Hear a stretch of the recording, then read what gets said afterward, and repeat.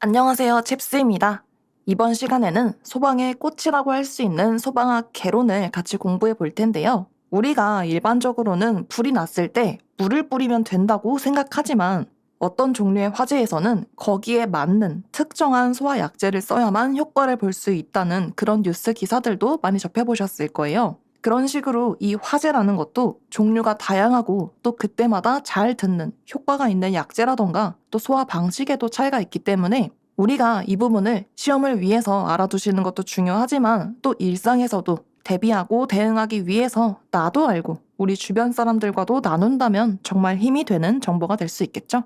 자, 그럼 소방학개론 첫 번째 시간 연소부터 바로 시작해 보겠습니다. 이 연소라는 말은 탈연, 불사를 소, 한마디로 탄다, 뭔가가 타는 현상을 연소한다 라고 이해하실 수 있는데요. 이거를 좀 더 구체적으로 얘기하자면 가연물이 산소와 결합해서 열과 빛을 내는 산화 현상을 연소라고 합니다. 풀어서 얘기하자면 가연물, 연소가 가능한, 즉 탈 수 있는 어떤 물질이 산소와 만나서 어떤 화학적인 반응, 산화 반응을 일으키고 그 과정에서 열과 빛을 낸다. 예를 들어서 탈 수 있는 거, 향초를 가져와서 생각해 볼게요. 이 향초에 불을 붙이려면 일단 이 뚜껑을 열어야 되겠죠? 물론 이 불을 갖다 붙이기 위해서 뚜껑을 여는 것도 있지만 얘가 이 뚜껑이 덮인 상태로 산소가 전혀 공급되지 않으면 그때도 불이 붙지 않아요. 그래서 향초 끌 때도 그냥 뚜껑을 덮으면 불이 알아서 꺼지죠? 산소 공급이 안 되니까. 이렇게 가연 물질이 산소랑 만나서 화학 반응을 일으킬 수 있도록 공기 중에 노출시킨다. 산소를 만나게 하려고. 자, 근데 초를 그냥 이렇게 공기 중에 놓기만 한다고 해서 갑자기 타지는 않죠? 얘네가 이렇게 불이 붙을 준비가 되어 있는 상태에서 이제 우리가 라이터 같은 어떤 에너지원을 탁 넣어주면 그때 비로소 열과 빛을 내면서 타오르기 시작한다. 연소가 일어나는 거예요. 자, 이렇듯 연소가 일어나기 위해서는 최소한 이 세 가지의 구성 요소가 갖춰져야 합니다.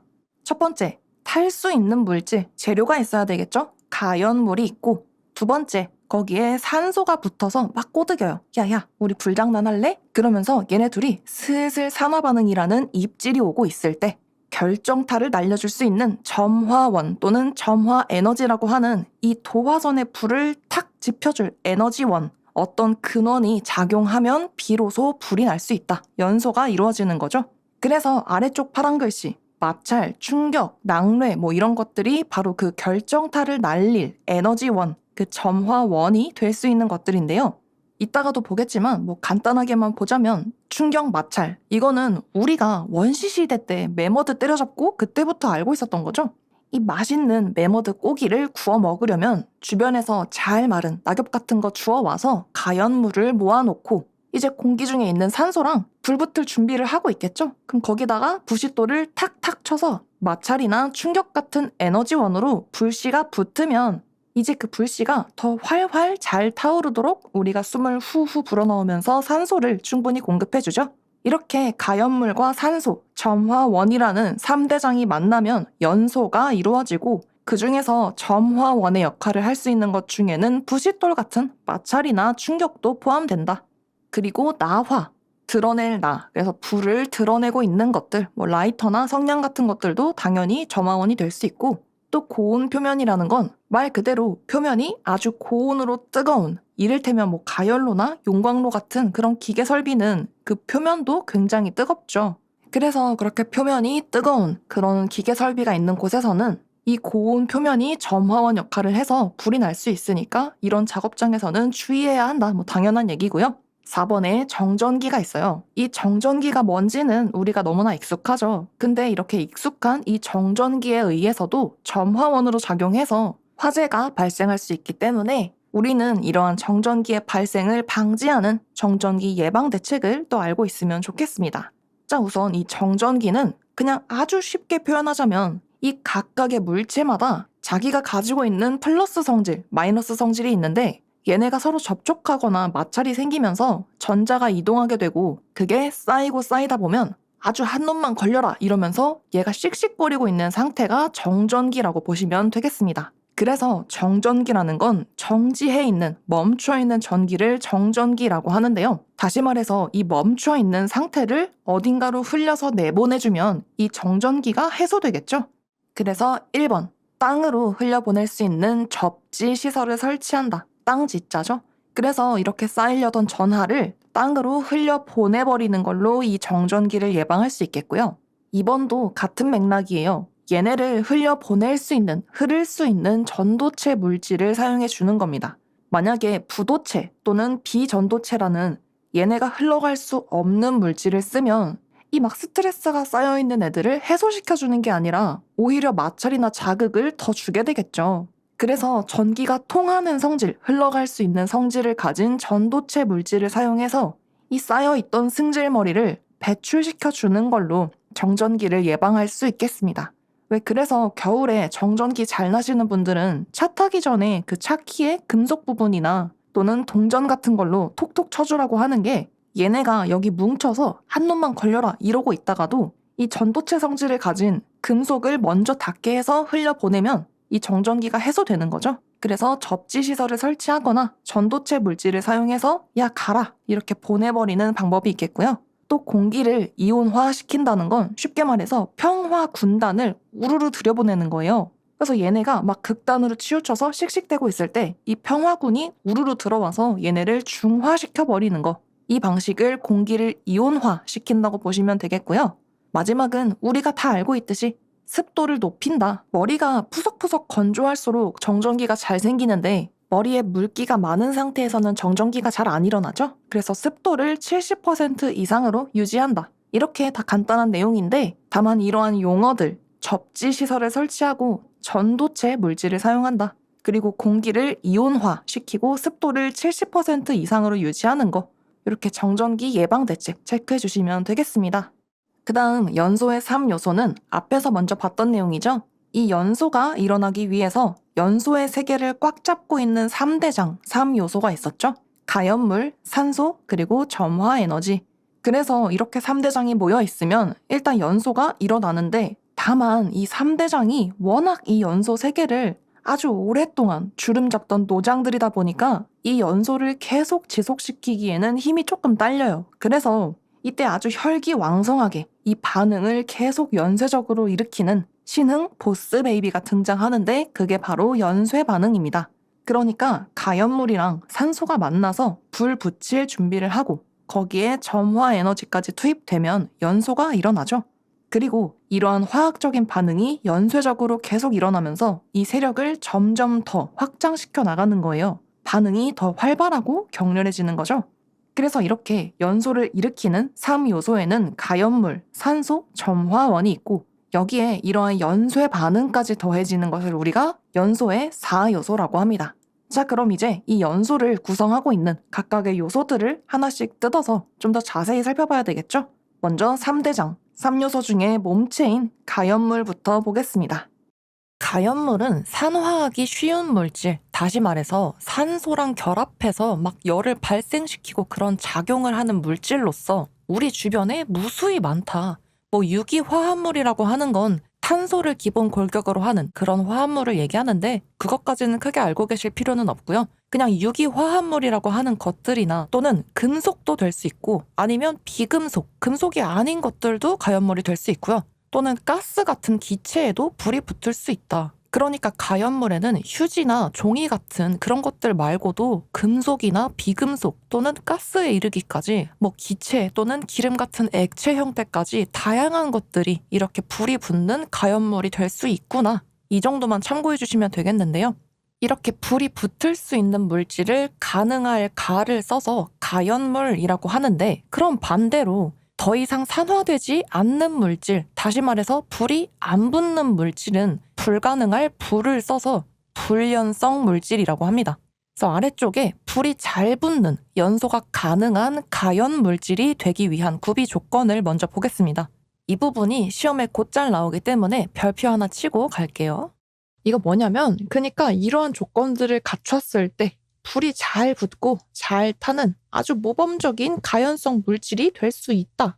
이런 구비 조건들인데요. 첫 번째, 활성화 에너지가 작다. 요 그래프로 볼게요. 우리 아까 동굴에서 불 붙일 때 풀떼기 갖다 놓고 거기다가 부싯돌 막 쳐가지고 불씨를 붙인다고 했죠. 근데 만약에 무슨 인도 고무나무 같이 막 대따 크고 두꺼운 물기도 많이 머금고 있는 커다랗고 촉촉한 잎사귀에다가 불을 붙이려고 하면 이 부싯돌을 100번 1000번을 쳐서 불씨를 만들려고 해도 그 이파리에 불이 잘 안 붙을 거 아니에요. 그만큼 얘한테 불씨 하나 붙이려고 투자해야 되는 힘이 너무 많이 필요하다는 거예요. 그러니까 이렇게 불 붙일 때 갖다 쓸 활성화 에너지가 크면 그만큼 불이 잘 안 붙는다는 얘기겠죠. 근데 반대로 아주 바짝 말라가지고 손으로 이렇게 쥐면 바스락거리면서 부서질 정도로 아주 건조한 어떤 톱밥 같은 데다가 부싯돌을 쳐가지고 불을 붙인다고 하면 뭐 한 10번이나 20번 정도만 때려도 아주 적은 힘을 들여도 불이 쉽게 붙는다는 거죠. 그러니까 정리하면 불이 잘 붙는 모범적인 가연 물질이가 되기 위해서는 불 자를 때 필요한 에너지가 그만큼 적게 들어가야 된다. 그러니까 활성화 에너지가 작아야 그만큼 쉽게 불이 붙는다는 얘기고요. 우리 점화 에너지가 불 붙일 때 쓰는 에너지라고 했죠. 그래서 연소에서는 점화 에너지를 활성화 에너지라고도 하는데 이렇게 잘 타고 쉽게 불이 붙는 가연 물질이 되기 위해서는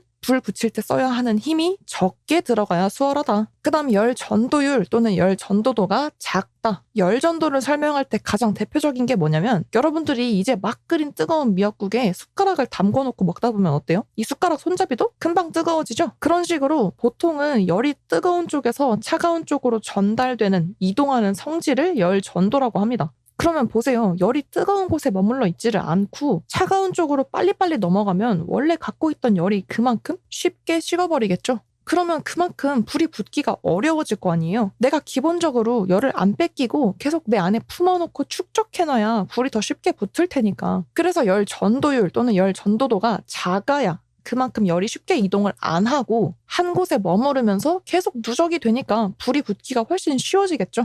그런 의미에서 열 전도율이 작아야 가연물이 되기 좋고요. 추가적으로 이 말을 옆에 덧붙여서 적어주시면 좋을 것 같아요. 열 전도율이 작아야 열의 축적이 용이해서 연소가 쉬워진다. 열이 막 이동하려는 성질, 열 전도율이 작아야 이 열감이 딴 데로 안 가고 계속 쌓이면서 축적하기가 쉬워지니까 연소가 쉬워지고요. 그 다음에는 산화되기 쉬운 물질로서 산소와 결합 시 발열량이 커야 한대요.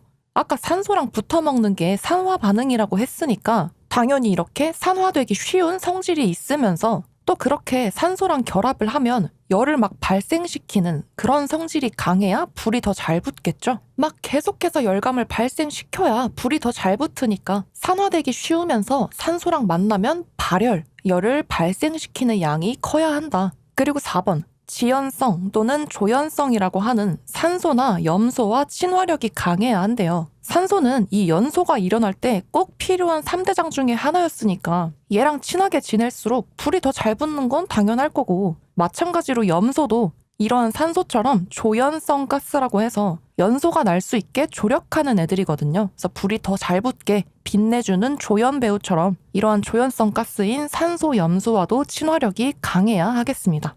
그 다음 비표면적이 크다. 이거는 그림으로 먼저 볼게요. 자, 이렇게 똑같은 1kg짜리 덩어리가 있어요. 얘가 그냥 이렇게 덩어리째로 있을 때 차지하는 면적은 요만큼밖에 안 되는데 얘를 아주 조각조각 내서 그걸 흩뿌린다고 생각해보면 그럼 얘가 똑같은 1kg이었지만 이렇게 조각 냈을 때 차지하는 면적이 훨씬 커지겠죠. 그래서 비표면적이라는 건 단위 질량당, 단위 무게당 차지하는 표면적을 비표면적이라고 하는데 이러한 비표면적이 크다는 건 한마디로 똑같은 무게, 똑같은 질량이더라도 얘를 조각조각 내서 흩뿌리면 차지하는 표면적이 넓어지고 커진다. 그러면 이렇게 면적이 넓어지면 그만큼 이 사이사이에 산소 같은 애들이 달라붙기도 좋고 얘들이 열개설기 있으니까 불 붙기도 쉬워지겠죠. 그래서 비표면적이 클수록 조각내서 흩뿌린 그 면적이 커질수록 연소가 잘 되고요. 그 예시로 금속이 덩어리, 괴상 상태로 있을 때는 가연성, 탈 수 있는 성질이 없었더라도 이 금속이 분말 상태가 되면 연소 및 폭발이 일어날 수 있고요. 나무도 통나무 상태로 있는 것보다 대패밥 형태로 갈면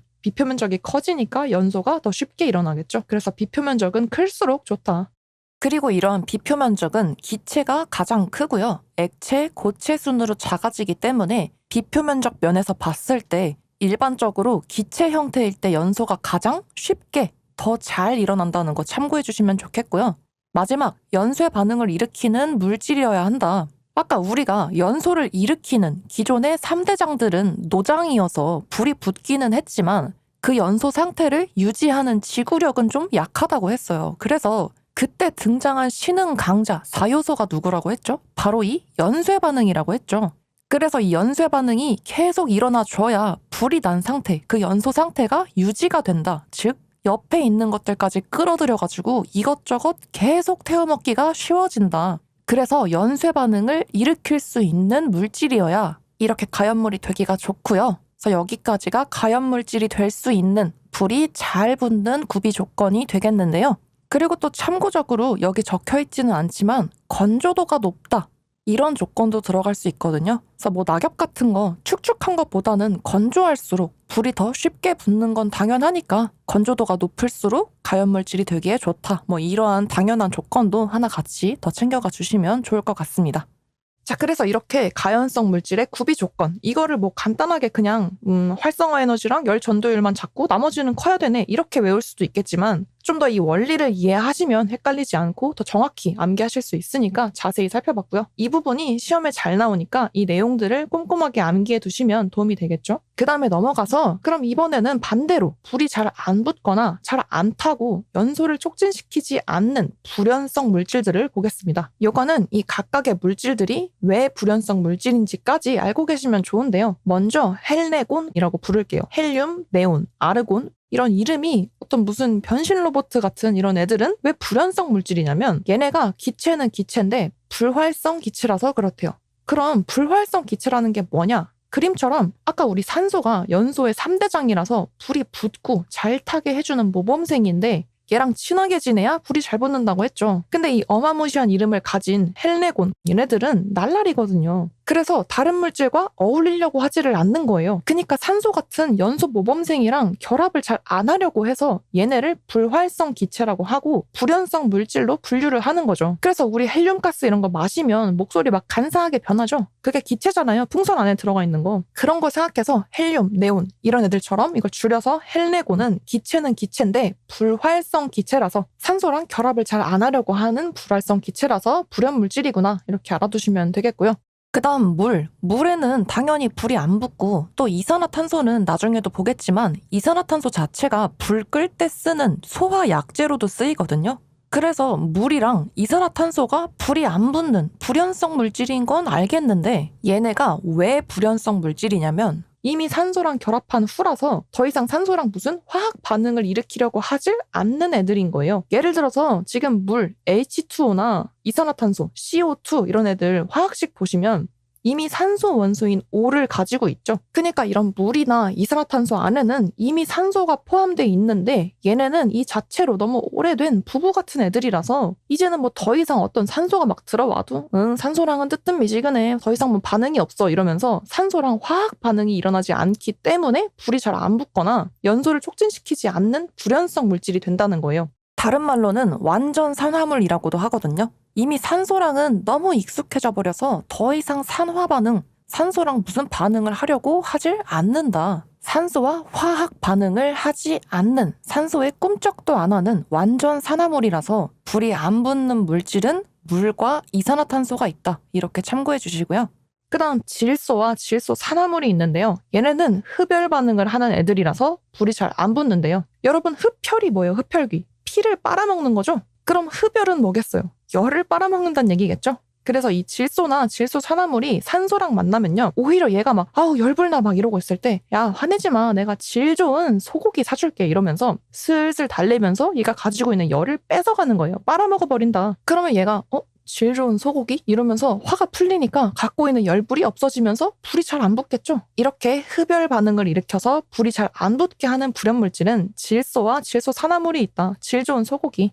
그리고 마지막으로 돌이나 흙은 돌멩이에다가 아무리 라이터 지져봤자 불 안 붙죠? 그 자체가 연소하지 않는다. 안 탄다. 그래서 돌이나 흙은 그 자체가 연소하지 않는 불연물질이다. 간단하게 보시면 되겠고요.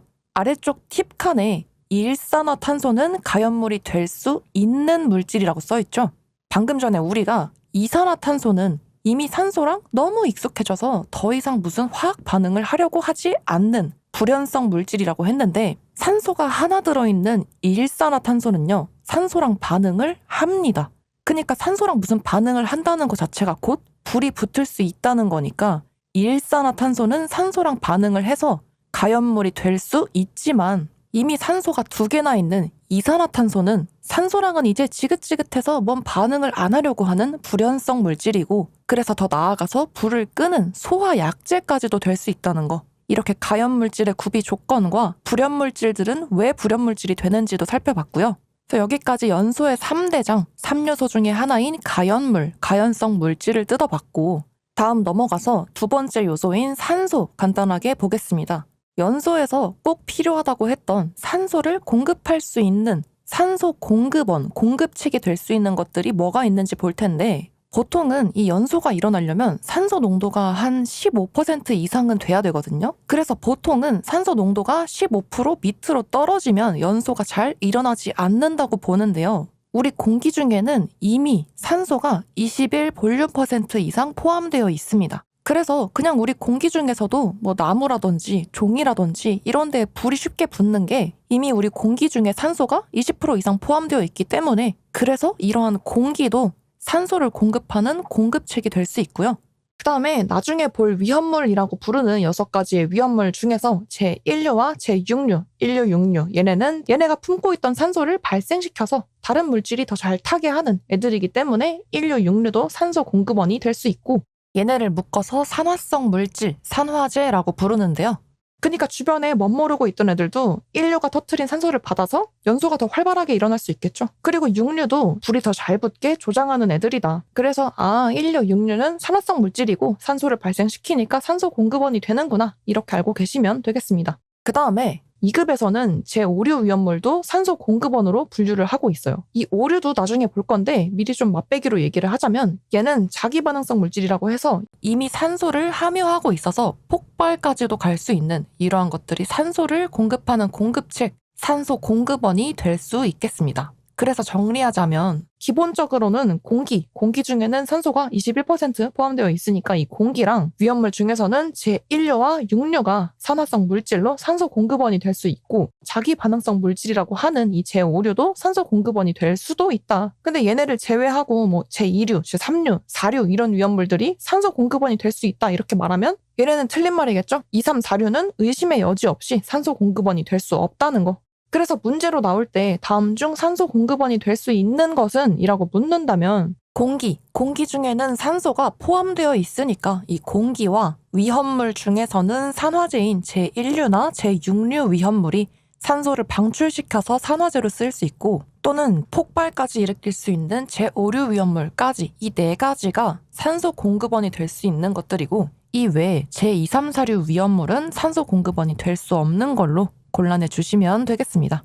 그 다음은 3대장 중에서 불이 붙을 때 쓰는 에너지라고 했던 점화 에너지를 보겠습니다. 그러니까 얘는 앞서 본 것처럼 가연성 물질이 6가지 구비 조건 딱 갖춰가지고 놓여있고 또 공기 중에 마침 산소가 21% 있어가지고 얘네들이 이 최소한의 조건을 갖춰서 불이 붙을 수 있는 가연성 혼합기를 형성했다고 하거든요. 이 그림처럼 지금 가연성 물질인 메탄, 유기화합물이 공기 중에 머물면서 이 공기 중에 산소랑 만나서 가연성, 연소가 가능한 성질의 혼합기, 혼합된 어떤 기체나 상태를 만들었어요. 이랬을 때 뚜둥 하고 등장해서 활용 점정으로 이 점화 에너지가 탁 떨어지면 비로소 발화, 연소하기 시작한다는 거죠. 그래서 여기는 활성화 에너지라고 써있는데 이 에너지 자체를 점화 에너지라고 하고요. 그런 에너지를 공급할 수 있는 어떤 원인이 있겠죠. 그 점화 에너지의 근본이 되는 요소를 점화원이라고 합니다. 비슷한 말이에요. 그래서 아래쪽에 점화원이 되는 요소들을 보면 먼저 전기불꽃, 스파크가 튄다고 하죠. 이런 전기불꽃은 아주 단시간에 집중적으로 작용하는 밀도 높은 점화 에너지인데요. 그 자체가 아주 막 파워가 강력한 건 아니라서 고체 형태인 가연물을 그 전기불꽃만으로 막 분해해서 발화시킬 정도의 힘은 없다. 그래서 대부분은 가연성 기체나 증기 같은 형태의 전기불꽃이 순간적으로 작용하는 경우가 많다고 합니다. 그 다음 충격이나 마찰은 뭐 따로 설명할 것도 없죠. 부싯돌 탁탁 쳐가지고 마찰이나 충격을 가하면 그 에너지에 의해서도 불이 붙을 수 있으니까 이러한 충격이나 마찰도 점화원이 될 수 있겠고요. 그 다음 단열 압축 아주 간단합니다. 이 그림처럼 이렇게 자유롭게 막 떠다니던 애들을 이렇게 못 나가게 가둬놓고 압축을 시켜요. 부피를 억지로 줄이는 거죠. 그러면 얘네가 이 안에서 서로 막 충돌하고 그러면서 열을 받겠죠. 이런 식으로 단열 압축을 시키면 이것에 의해서도 열이 발생해서 그게 점화원이 될 수 있다는 게 이 단열 압축에 대한 설명입니다. 간단하죠? 4번에 불꽃이나 고온 표면도 뭐 당연한 얘기예요. 불꽃은 그 자체가 이미 화염을 가지고 있으니까 불이 붙을 수도 있는 어떤 위험한 화학 물질이나 가연물 같은 게 있는 장소에서는 이러한 불꽃을 사용하면 위험하다. 뭐 아주 당연한 얘기고요. 또 어떤 작업장의 기계 설비라던가 또는 뭐 굴뚝이나 가연로 같은 그런 곳들은 그 표면의 온도가 엄청 높기 때문에 불꽃과 고온 표면은 주의가 필요하다. 뭐 그런 당연한 설명이었고요. 5번의 정전기는 우리가 맨 초반에 얘기했던 거죠. 그래서 이런 정전기가 점화원, 불이 붙게 하는 에너지로 쓰여서 화재가 발생할 수도 있기 때문에 그런 정전기를 예방할 수 있는 4가지 대책도 있었던 거 다시 한번 복습해 보시면 좋겠고요. 다음 자연 발화도 아마 뭔지 딱 보시자마자 감이 잡히실 거예요. 자연 상태에서 불이 나는 거, 그게 자연 발화겠죠? 그래서 이 자연 발화의 가장 큰 특징은 외부로부터 어떤 에너지를 공급받지 않았는데도 갑자기 불이 확 붙어버리는 거예요. 그래서 예를 들어서 어떤 드럼통 안에 기름이 가득 들어 있었는데 그 드럼통이 아주 막 한여름철에 뜨거운 컨테이너 안에 있었던 거예요. 그래서 그 주변의 온도가 점점 올라가다 보니까 드럼통 안에 들어있던 기름이 점점 뜨거워지면서 어떤 일정 온도까지 딱 도달해버리면 그 자체적으로 축적된 열에 의해서 그냥 바로 불이 붙어버리는 거죠. 그러니까 누가 그 기름에다가 불꽃 같은 걸 직접 갖다 댄 게 아닌데도 그 스스로 축적된 열에 의해서 온도가 상승해서 자기 혼자 불이 붙어버리는 게 이 자연 발화에 해당하겠습니다. 그리고 마지막 복사열은요, 열 에너지가 파장 형태로 방사되는 현상이래요. 이거는 나중에 한 번 더 나올 텐데 간단하게 얘기하자면 사막 한가운데에서 우리가 가림막도 없이 그냥 그 태양열을 계속 내리쬐면 엄청 뜨거워지죠. 대신에 그 태양이 내뿜는 열을 반사시킬 수 있는 어떤 가림막 같은 걸 중간에 두면 그 열이 나한테 전달이 안 되는 것처럼 이렇게 열 에너지가 파장 형태로 계속 방사가 되면서 열을 전달하는 형태가 복사열, 복사라는 현상인데요. 이러한 복사열에 의해서도 불이 붙을 수 있기 때문에 점화원이 될 수 있다는 거 확인하시면서 이렇게 연소의 3요소, 3대장들 하나씩 살펴보았고요.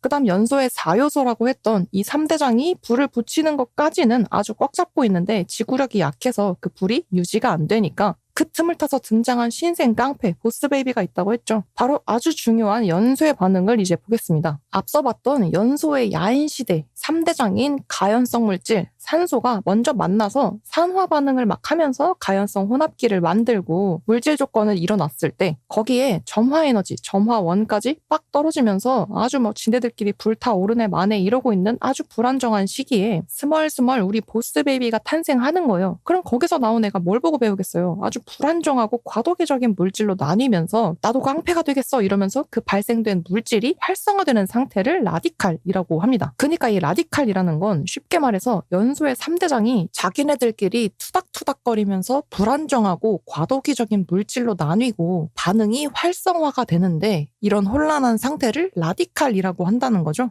그러니까 이 라디칼은 몹시 불안정하고 과도기적인 활성화 상태이다. 그래서 이 라디칼은요, 주변에 있는 분자들을 닥치는 대로 막 공격을 해요. 활성화가 된 거죠. 이렇게 한 개의 라디칼이 주변 분자를 공격하면 거기서 2개의 라디칼이 만들어지고 이렇게 자기 같은 라디칼을 2배로 불려나가는 분기 반응을 하는데요. 그러면 이 라디칼의 수가 아주 기하급수적으로 늘어나겠죠. 이러한 과정을 연쇄 반응이라고 합니다. 아래 그림으로 다시 보면 3대장 사이에서 아주 과도기적이고 불안정하게 태어나서 깡패가 되겠다고 활성화된 라디칼이 만들어지고 얘가 주변 분자들을 공격하면서 2개의 라디칼을 만드는 분기 반응을 거쳐 라디칼의 수를 기하급수적으로 늘리는 연쇄 반응 파를 만들어가는 거죠. 그래서 이렇게 만들어진 연쇄 반응은 이 3대장 노장들을 누르고 자기네가 이제 존재감을 드러내고 싶잖아요. 그래서 여러 가지 형태의 연소 중에서도 불꽃이 발생하는 화염 연소를 이 연쇄 반응이 꽉 잡고 주도를 하게 됩니다. 불꽃이 막 크게 일고 화염이 크게 발생해야 이 연소 세계에서는 퍼포먼스가 크니까 좀 있어 보이잖아요. 그래서 이 보스 베이비인 연쇄 반응, 라디칼이 만든 군단인 연쇄 반응이 화염 연소를 주도하게 된다. 자, 그럼 이 화염을 계속 일으키려는 이 깡패들이 계속 활개를 치게 둘 수는 없으니까 우리가 뭘 하냐면 얘네를 해체시키는 방법을 고안해낸 거예요. 그게 뭐다?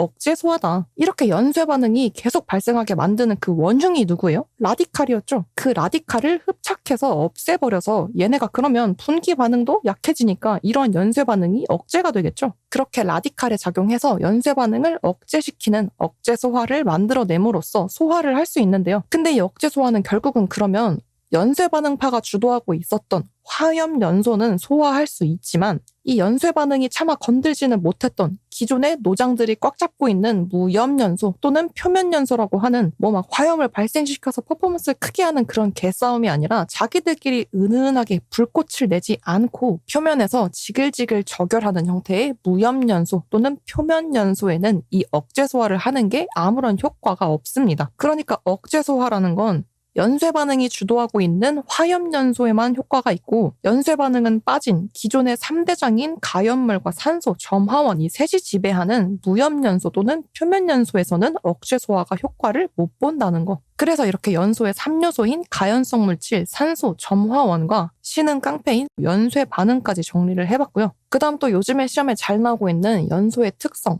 용어의 구분을 보겠습니다. 먼저 인화라는 건 끌인의 불화를 써서 불로 이끄는 점이다. 그러니까 가연성 물질과 산소가 만나서 물질 조건이라고 하는 불 붙을 준비 됐어. 이런 물질 조건을 형성하고 이렇게 만들어진 집합체에 외부의 에너지를 떨어뜨려서 불이 발생하거나 타기 시작하는 현상을 인화라고 합니다. 핵심은 외부의 에너지가 투입되는 게 인화라는 거. 억지로 불로 이끄는 거죠. 그러니까 인화점은 외부에서 에너지를 받는 게 포인트라고 했으니까 외부 에너지에 의해서 불이 붙는 최저 온도를 인화점이라고 한다. 이를테면 등유 같은 경우에 39도까지 끓었을 때 외부에서 점화원, 불씨 같은 거 갖다 대면 불이 붙게 되는데 그럼 등유한테는 이 39도라는 외부 점화원에 의해서 불이 붙을 수 있는 최저 온도가 인화점이 되겠죠. 그러면 이 인화점이 낮으면 낮을수록 그만큼 외부 에너지에 의해서 불이 쉽게 붙을 수 있다는 거니까 그만큼 위험성이 커지겠죠. 그래서 인화점이 물질의 위험성을 평가하는 척도가 되기도 하고요. 중요한 건 외부의 에너지를 갖다 댔을 때 불이 붙기 시작하는 최저 온도가 인화점이 되겠습니다. 자, 그리고 아래쪽에 액체와 고체, 그 물질의 상태별로 인화 현상의 차이점을 나타낸 표가 있는데 이것도 간단한 얘기예요. 아까 제가 공기 중에 있는 가연물이 타면서 가연성 증기를 만들면 그 증기가 공기 중에 산소랑 섞이면서 가연성 혼합기를 만든다고 했죠. 이게 말을 어렵게 해놓은 것 뿐이지 이미 우리가 다 알고 있는 얘기예요. 이를테면 이런 거죠. 우리가 종이 조각에 불을 붙여요. 그러면 얘가 끄슬리면서 뭐가 나오죠? 연기가 막 모락모락 피어오르죠? 이렇게 발생하는 가연성 증기가 공기 중에 섞여있던 산소랑 만나서 불이 붙을 수 있는 뭘 만든다? 가연성 혼합기. 불이 붙을 수 있도록 적절하게 혼합된 어떤 기체 형태를 만든다는 거예요. 그래서 종이에서 모락모락 피어오르던 가연성 증기, 이 연기 같은 기체랑 공기 중에 있던 산소가 만나서 불이 붙을 수 있도록 만들어진 이 가연성 혼합기 상태를 다른 말로는 연소 범위라고도 하는데요. 말 그대로 연소가 될 수 있는, 불이 붙어서 탈 수 있는 어떤 적절한 농도 범위가 만들어졌다 이런 말이에요. 자, 그러면 표로 다시 돌아가서 이 산소랑 만나서 적절한 농도 범위를 만들면 이제 불이 붙을 수 있는, 탈 수 있는 그런 성질을 가진 이 가연성 증기가 발생되는 과정을 액체와 고체 이렇게 두 가지로 나눠서 볼 건데 여러분 액체, 물이나 또는 기름 같은 액체 끓이면 어떻게 되죠? 증발하죠. 그렇게 증발하면서 모락모락 연기가 피어오르잖아요. 그래서 기름 같은 액체 형태는 열을 받으면 증발하면서 기체화가 되고 그때 이렇게 불이 붙을 수 있는 가연성 기체가 발생된다. 그래서 액체는 증발 과정을 거치게 되고요. 고체는 열분해 과정을 거친대요. 예를 들어서 나무토막 같은 거 단단한 고체죠. 이거 태우면 어떻게 되죠? 작은 조각으로 조각조각 뜯어지면서 분해가 되죠. 그래서 나무토막 같은 이런 단단한 고체는 열받으면 분해되는 이러한 열분해 과정을 거치면서 마찬가지로 모락모락 가연성 증기가 피어오른다. 너무 쉽죠? 그리고 여러분 상식적으로 액체 형태인 기름에다가 불을 붙이는 게 더 빠를까요? 아니면 엄청 두껍고 땡땡한 나무 기둥에다가 불 붙이는 게 더 빠를까요? 액체 형태인 기름에다가 불을 붙이는 게 훨씬 빠르죠. 왜냐면 액체를 인화하는 데 필요한 에너지가 더 작기 때문에 아까 전에 우리가 이 불을 붙이기 위해서 들여야 하는 활성화 에너지가 더 작을수록 불이 더 잘 붙는다고 했었죠. 그런 관점에서 액체가 고체보다 이렇게 인화에 필요한 힘이 더 적게 필요하다. 그리고 상대적으로 고체는요, 열분해를 통해서 먼저 일단 쪼개진 다음에 기체화되는 증발 과정을 한 번 더 거치게 되기 때문에 막바로 증발부터 시작하는 액체보다 태울 때 필요한 에너지가 더 많이 들 수밖에 없기도 하거든요. 그래서 어쨌든 이 표는 말만 어렵게 써있다 뿐이지 사실 우리가 이미 상식적으로 알고 있는 얘기들이다. 그래서 결론적으로 액체는 증발 과정을 거치고 고체는 조각나는 분해 과정을 거치면서 가연성 증기가 발생하고, 이때 고체는 들여야 하는 힘이 크고 그에 비해서 액체는 증발부터 바로 시작하니까 들여야 하는 힘이 적다. 그래서 여기까지 인화, 외부의 에너지에 의해서 불이 붙는 인화점에 대한 설명이었습니다. 그 다음 연소점을 보겠습니다. 연소점은 한마디로 이 연소가 계속되게 유지될 수 있게 하는 유지 온도를 연소점이라고 하는데요. 이를테면 좀 전에 본 인화점이 어떤 물질의 외부 점화원을 딱 대서 불이 붙게 하는 최저 온도여서 그렇게 불을 딱 붙이고 나면은 이제는 그 점화원을 제거해요. 떼버리는 거예요. 그랬을 때도 얘가 이 불 붙은 상태를 계속 유지할 수 있게 하는 그 최저 온도가 연소점이라는 거죠. 그래서 연소점은 점화원을 제거하고도 최소 5초 이상 연소 상태가 유지되는 온도를 연소점이라고 하고, 앞에서 봤던 인화점보다 10도 정도가 높다. 그러면 아까 등유가 약 39도까지 끌어올랐을 때 그 39도라는 온도가 외부의 점화원을 갖다 대서 불이 나도록 이끌 수 있는 최저 온도, 인화점이었죠. 그런 다음에 이게 뭐 아주 정확한 수치는 아니지만 이론적으로 봤을 때 이렇게 불이 붙은 등유가 더 끓어서 약 10도 정도 더 높은 49도 정도의 온도가 되면 아까 전에 갖다 댔던 그 점화원을 떼서 제거를 해도 5초 이상 이 불붙은 상태가 유지될 수 있는데, 이런 49도 정도의 온도를 점화원을 제거해도 연소 상태가 유지되는 연소점이라고 한다는 거죠. 그래서 이렇게 연소 상태, 불이 붙은 상태가 계속 유지되려면 타들어가는 과정에서 가스, 가연성 증기가 계속 뿜뿜 발생해야 되겠죠. 아까도 얘기했던 것처럼 결국은 이 가연성 증기가 산소랑 결합해서 불이 붙을 수 있는 농도를 만들었을 때 불이 붙는다고 했으니까, 이렇게 불이 붙은 상태를 계속 유지하려면 이 가연성 증기, 가스도 계속 꾸준히 발생해줘야 하는데 이게 타들어가는 속도보다도 빠르게, 그러니까 이 불의 흐름이 끊기지 않을 정도로 가스가 계속 빠르게 뿜뿜뿜뿜 나와줘야 이러한 연소 상태가 유지될 수 있고, 이렇게 계속적으로 가스를 발생시킬 수 있는 최저 온도를 우리는 연소점이라고 한다. 정리하면 연소점은 이 연소 상태, 불이 붙은 상태가 계속 유지될 수 있게 하는 온도고, 그러려면 가스가 계속적으로 빠르게 발생해줘야 하는데 그러한 최소한의 온도, 최저 온도가 바로 연소점이 되겠고, 이 전에 봤던 점화원을 갖다 대서 외부의 에너지를 갖다 대서 불이 탁 붙기 시작한 인화점보다는 이 연소가 계속 유지되는 이 연소점이 약 10도 정도 더 높다는 거. 그러니까 맨 처음에 불 붙은 온도보다 더 뜨거워져야 이 불이 더 커지면서 계속 유지가 될 수 있겠죠? 그래서 인화점보다 10도 정도 더 높은 온도가 연소점의 특징이라는 것도 잘 기억해 주시고요.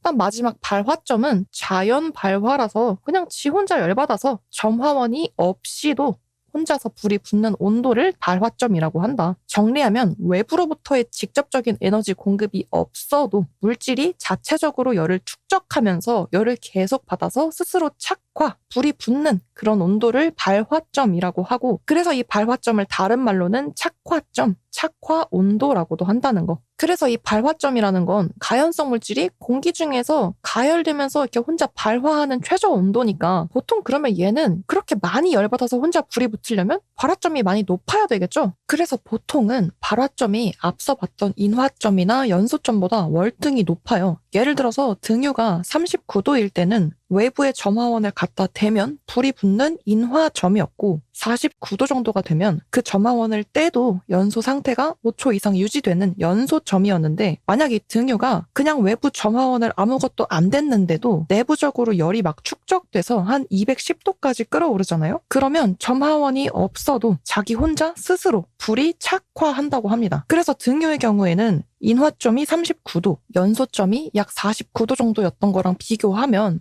발화점은 210도 정도로 월등히 높죠. 이런 게 보통이에요. 그래서 보통의 발화점은 지 혼자 갑자기 불 붙는 온도니까 보통은 몇백 도 수준으로 엄청 높다. 그러면 예를 들어서 발화점이 막 2000도예요. 그러면 사실상 보통 웬만한 실온의 온도가 막 2000도까지 올라갈 일은 잘 없으니까 그 물질이 실온 상태에서 갑자기 지 혼자 불 붙을 일은 별로 없을 것이고, 그러면 상대적으로 그 물질은 그냥 상온에 둬도 뭐 크게 위험하진 않겠지만, 만약에 이 발화점이 40도 수준인 어떤 물질이 있다고 쳤을 때 얘는 여름철에 그냥 밖에 두기만 해도 갑자기 지 혼자 막 불이 붙어버릴 수도 있으니까 엄청 위험하겠죠.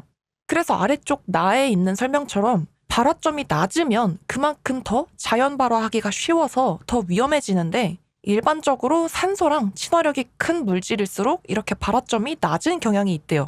그래서 이러나 저러나 산소랑 친하게 지낼수록 불이 붙기도 쉽고 발화점도 더 낮아져서 위험한 경향이 있다. 그리고 고체 상태의 물질은 거기에 가해지는 뜨거운 공기가 떠다니는 양이나 속도 또는 그 물체의 크기나 모양 등에 따라서 이러한 발화점이 달라질 수 있다. 그러니까 한마디로 고체 물건에서 갑자기 지 혼자 불이 붙어버릴 수 있는 이러한 발화점은 주변 환경의 영향을 많이 받는다. 그런 말이고요. 마지막 라번 보시면 여러분도 많이 보신 장면일 거예요. 이미 어떤 건물에 화재는 다 진압을 해가지고 불길은 다 꺼트렸는데 그래도 거기다가 계속 물을 뿌리고 있는 장면을 보셨죠? 그게 남아있는 잔불이나 잔여를 차갑게 식히려고 물을 계속 뿌리는 건데요. 그렇게 하는 이유가 바로 이 발화점 때문이래요. 왜냐면 거기가 막 몇천 도 수준으로 뜨거워져가지고 불이 났던 곳이니까 이렇게 큼직한 불길은 꺼졌어도 그 열을 머금고 있는 주변의 잔해들은 아직도 뜨거운 상태잖아요. 그러니까 그 상태에서 식혀주지 않으면 그 열을 머금고 있던 물질들이 이미 발화점 이상으로 뜨거워져 있었다면 그 상태에서도 갑자기 또 발화가 시작될 수 있기 때문에 그렇게 갑자기 불이 붙는 걸 막기 위해서 잔열을 떨어뜨리기 위해서 물을 계속 뿌려가지고 발화점 밑으로 그 열을 떨어뜨리기 위함이었다. 이렇게 여기까지 발화점에 대한 설명이었습니다. 자, 그래서 이렇게 인화점과 연소점, 발화점을 받고 인화점은 외부 에너지에 의해서 불이 붙는 최저 온도, 그리고 통상 그것보다 10도 정도 높아서 외부의 에너지 점화원을 제거해도 연소 상태가 5초 이상 유지되는 온도를 연소점이라고 한다. 그리고 이렇게 외부의 에너지가 없어도 그냥 지 혼자 열받아서 축적하다가 착화되는 발화점, 이렇게 세 가지의 용어를 정리해 봤고요. 아래쪽에 보통은 그래서 발화점이 온도가 제일 높고 그 다음이 연소점, 인화점이 온도가 가장 낮은 편이 일반적이다 하는 이런 내용이 있는데 이건 그냥 참고만 하시면 되겠고요. 각 용어에 빈칸을 뚫었을 때 어떤 말이 들어가는지 그리고 내용만 보여줬을 때 핵심 키워드를 잡아서 5초 이상 연소 유지? 이거 연소점이지 이렇게 빠르게 찾아내실 수 있도록 정확한 내용을 정리하시면 되겠습니다. 그 다음에 있는 연소 범위라는 건 어떤 기체가 확산돼서 공기 중에 섞이면서 가연성 혼합기, 불이 붙을 수 있는 혼합된 어떤 기체 같은 걸 만들었을 때 이때도 그냥 아무렇게나 섞였다고 다 불이 붙는 게 아니라 이 기체와 공기 중의 산소가 어떤 배합에 따라서 농도 범위가 만들어졌을 때 연소가 일어난다는 거죠. 그렇게 연소가 일어나기 위해서 맞춰져야 하는 농도의 범위를 연소 범위라고 합니다. 그래서 이 범위라는 건 최소한 이 정도부터 최대한 이 정도까지라는 최소한의 값과 최대한의 값이 있을 거잖아요. 그래서 연소가 일어날 수 있는 이 연소 범위의 최소값을 연소 하한계라고 하고 반대로 최대한의 값을 연소 상한계라고 하니까 이 하한계보다도 농도가 옅어지거나 또는 상한계보다도 농도가 짙어지면 오히려 연소가 일어나지 않는다는 거 어렵지 않죠? 그래서 우리 좀 전에 인화점 얘기하면서 이를테면 액체 상태였던 어떤 기름이라고 칠까요? 그 기름이 증발하면서 불이 붙을 수 있는 가연성 증기, 기체를 만들었고 그 기체가 공기 중에 퍼지면서 산소랑 섞여서 연소될 수 있는 가연성 혼합기를 만들었어요. 그랬을 때 최소한 이 정도의 농도부터 최대한 이 정도 농도 범위 사이에 얘네가 들어가면 그때 외부의 점화원에 의해서 불이 붙을 수 있게 될 테니까 그러면 이 최소한의 농도 범위 값인 하한계가 얘 입장에서는 인화점이 되겠죠. 그래서 연소범위라는 건 그러니까 가연성 기체랑 공기 중에 산소가 만나서 불이 붙을 수 있는 어떤 가연성 혼합기를 만들어서 어떤 일정한 농도 범위 안에 들어가면 불이 붙을 수 있는데 그때 최소한의 농도값을 하한계, 최대한의 농도값을 상한계라고 하는구나. 이렇게 정리하시면 되겠고 여기서 좀 귀찮아지는 게 아래쪽에 있는 그 각 기체마다의 하한값과 상한값을 나타낸 연소범위 표가 있어요. 이게 요즘 좀 문제로 나오는 경우가 종종 있는 것 같더라고요. 근데 솔직히 이 연소범위 표 문제만 가지고 뭐 두세 문제 이상 내는 경우는 거의 잘 없기 때문에 다른 부분들을 더 완벽하게 해서 이건 버리겠다 하시면 굳이 안 외우고 다른 부분을 더 공부하셔도 되겠지만 나는 이거 다 외울 자신 있고 또는 진짜 100점 만점을 목표로 하겠다 이런 분들도 계실 수 있으니까 좀 더 쉽게 외우실 수 있도록 제가 얘를 하나의 그림으로 정리해 놓은 게 아래쪽에 있거든요.